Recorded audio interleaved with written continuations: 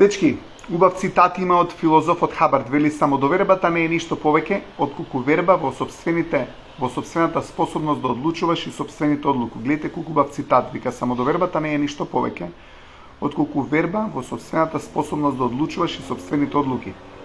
Кога луѓе прекинуваат да веруваат во сопствените одлуки, почнуваат да имаат проблем со самодоверба. Самодовербата е верба во нас, верба во тоа што ние ќе го одлучиме. И многу често луѓето не веруваат во сопствените одлуки, повеќе веруваат во одлуките во другите луѓе, но ќе ви кажам една работа. Колку повеќе дозволувате другите луѓе да одлучуваат и да не ме разберете погрешно, во некои ситуации треба да побараме помош.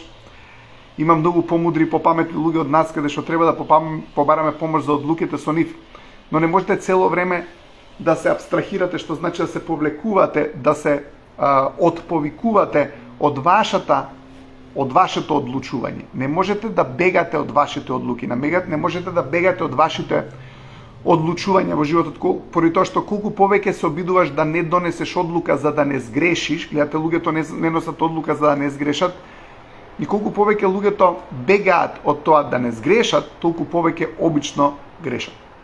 Значи, колку повеќе луѓето бегаат од тоа да не сгрешат, леле да не сгрешам, има многу поголема шанса да сгрешите поради тоа што гледате зборот не, умот не го разбира овој збор не. Немојте да мислите на розев слон. Не му ставајте зелена капа на глава. Не му ставајте бели патики, не му ставајте бели крилја. Нека не лета низ просторијата. Сега викам да не. Но вашиот ум точно тоа го прави, затоа што умот не го разбира зборот не. Леле, немој да не е вака, леле, немој да не... И сега, што се случува, кога имаме целото тоа, леле, пази да не сгрешам, умот баш се фокусира на грешка. Но, што и ако сгрешите? Гледате, има здрав начин човек да дојде до некоја перфектност и нездрав начин. Нездравиот начин е, леле, не смеам да сгрешам. Здравиот начин е, па што и да сгрешиме. Ке го направиме тоа подобро наредниот пат. Но ако имате околина која што постојано ве критикува, тогаш она што ќе се случи, ќе бидете исплашени да не сгрешите. Гледате, кога имате околина која што постојано ве критикува, ќе бидете исплашени да не погрешите. Ајде да ви дадам пример. Ова ќе е актуелен пример. Замислете сега, има некоја фамилија се враќа од Грција од одмор. И како што бива, како што знае да биде, имате, не знам, 5 ленти пред грчка граница и мажов, Марфиев закон, секојаш ја одбира поспората лента. Или најспората лента ја одбира. И жена му почнува, ајде бе, шо малер си, кај мораш у таа лента да се наредиш. И он вика, па шо не ми каже, па вака ти направи со главата у таа другата лента. И сега таа другата лента, она што му кажала е 2 коли пред неговата. И се расправаат, се караат. И сега он, за да угоди на жена да нема расправи, он ќе влезе во низината лента. Марфиев закон, таа успорува, неговата лента пушта. И сега он добива тука храброст. Ете, требаше, лели, гледаш дека ствари мојата лента беше побрза и она одма ќе му каже, па шо не мислиш бе со своја глава? Абе биди еднаш муж. Немај па и ти цело време мене да ме слушаш. Па дај биди муж, еднаш носи одлуки ти. И сега ќе се спокараат, поминуваат грчка граница, доаѓа македонска граница. Македонска граница 6 ленти. И он е вишел грч и ја гледа жена му вакви сплашано. И вика, кај да се редам? Тоа е готово. Сега гледате, не може да носи одлуки. Имате друг пример. Замислете, имате млад брачен пар, купиле станче. Идат у некој салон да го опремуваат. И како трнале са бајлето, со кейв, со мерак, да го опремуваат станчево, сопругата му вика на сопруго, слушаме и мама ќе ја викнеме. И он вика, мама ќе ја викнеме. Шо мајка бара, мајка ти со нас да доаѓа, идеме да гледаме работи за нашиот стан. Абе сакаше жената да дојде чисто. И сега, мајка ако дојде у салонот, мајка ако дојде да одбираат работи за станот, кои мислите ќе ги донесе одлуките што да се купи? Мајката. А зашо керки ја викнала мајка? Односно, зашто попуштила под инсистирањето на мајки? Затоа што ако отиде керки со својот сопруг да одберат работи, абе ќе дојде мајки која ќе ги види работите, леле, 5000 евра потрошивте, зашто? Ова не требаше да купи, ова ти е непрактично. Абе, шо не ме слушате, деца, бе? Абе, што сте тврдоглави? Абе, требаше ја да дојам со се, вика керкава да не ми се качува мама на глава и нека дојде она. Мајкава ќе дое, мајкава ќе ги одбере сите работи. Ама керката ја страв да не сгреши. Гледате, луѓе, кога ни е страв да не сгрешиме, за да не критикуваат, нема да имаме свој простор. А ако немаме свој простор, што рековме? Има анксиозност, има страв. Анксиозност, зборот доаѓа од збор ангере, на латински ангере да гушиш некого. Ангере доаѓа од збор ангст, ангст на германски е страв, ама ангст на индоевропејски, стари јазик од кој што се развили индиските европските јазици. Ангст на индоевропејски значи ограничен или мал простор.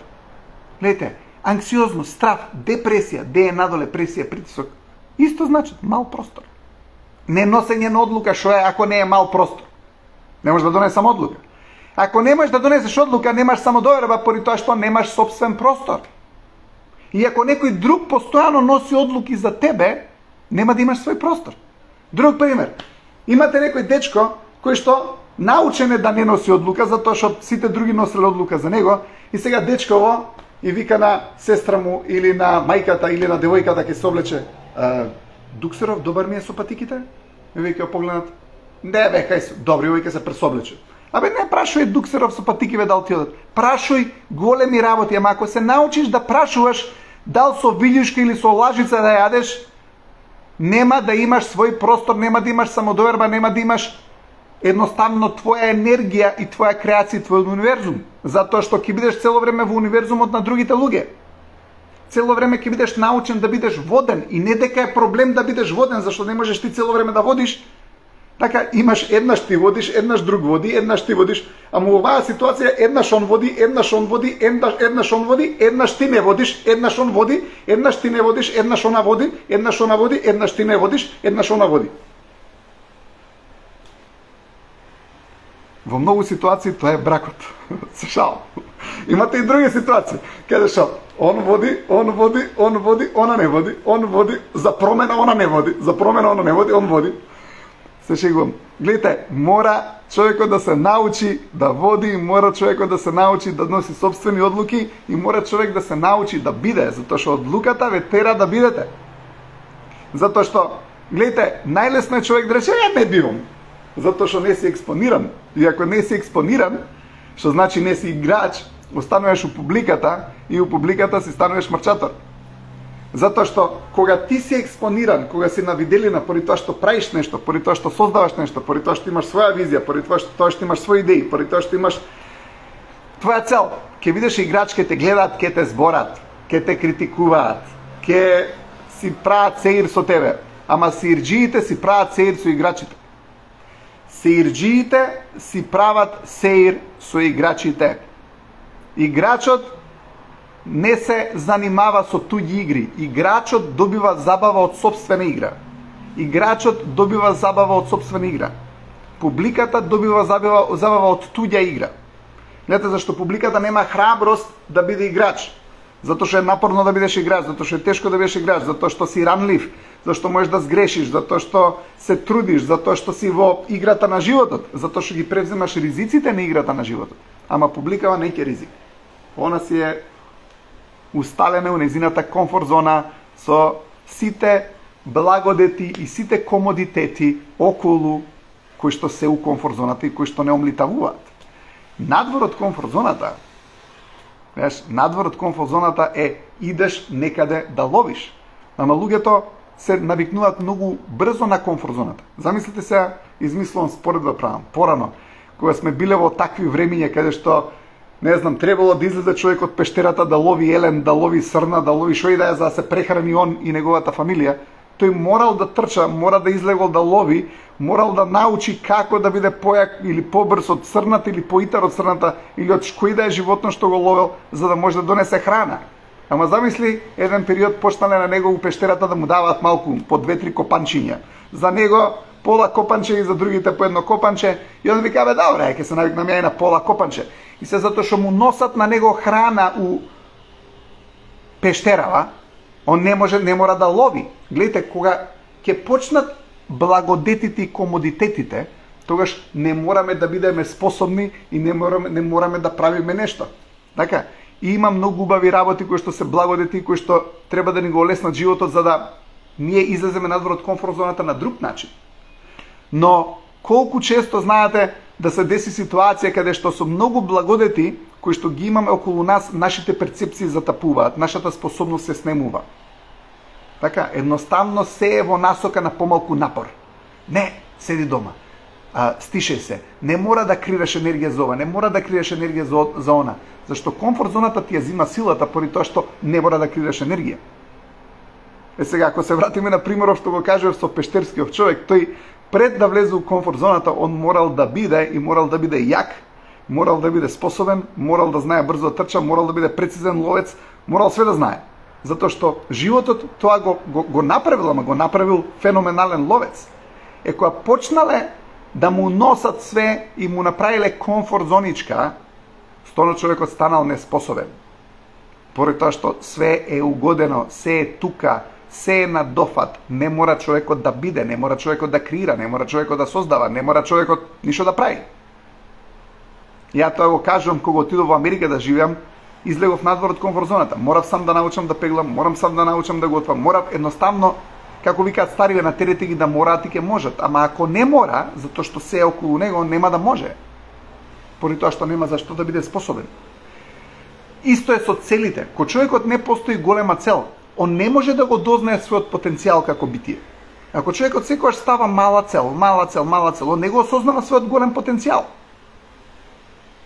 Поради тоа што ако ние дојдеме до некоја цел, дојдеме да го да едноставно постигнеме нешто. Гледате, ние постигнувањето не прави прво горди, но исто така не ојачува луѓе. Ама у комфорт зоната човекот станува млитав. Затоа што у комфорт зоната се научува да конзумира, не мора да продуцира. Затоа зборев. Знаете, дај, стануваме конзументи, за да не направи нешто среќно, чекај да видиме видеа, чекај да видиме некоја емисија, и не дека не треба, пак ќе кажам треба, ама како би било ние да ја креираме нашата среќа? Како да е ние да креираме некој друг да направиме среќен преку нашата енергија? Да можеме да креираме простор, да можеме да креираме идеи, затоа што колку помалку имаме потреба, односно неопходност да создадеме идеи и решенија, нема да ги најдеме. Кога ти си надвор од комфорт зоната, твојот ум мора да најде решение, затоа и ги бара. Ама ти, кога си у комфорт зоната, твојот ум не го тренираш да бара решение. Нема потреба да наоѓа решение. И на тој начин, ако нема потреба да наоѓа решение, умот не се зголемува. Умот не расте. Туку омлитавува.